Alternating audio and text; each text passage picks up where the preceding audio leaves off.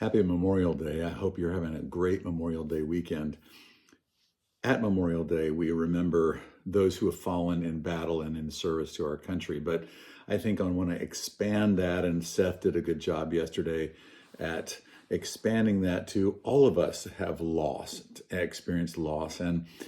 one of the things I think that's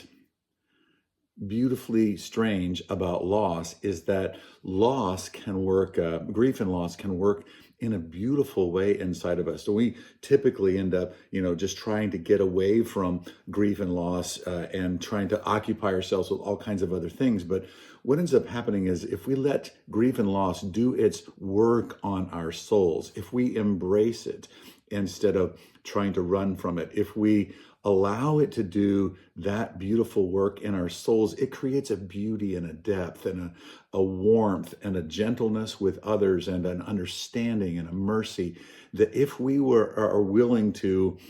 embrace our losses instead of pushing them away, acknowledging them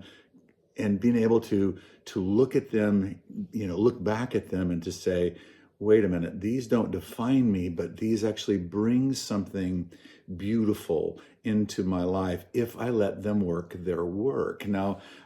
Pete Scazzero is one of the people who introduced me to this idea of letting grief and loss do its essential work of expanding the capacity of our souls. And I want to ask you today to take a few moments and to think about the grief, the losses that you have experienced, let's just say in the last year or the last 5 years, and how have you let those things do their essential work in your life of letting God meet you in the pain and letting that pain and that grief and grieving it through create something of create depth, to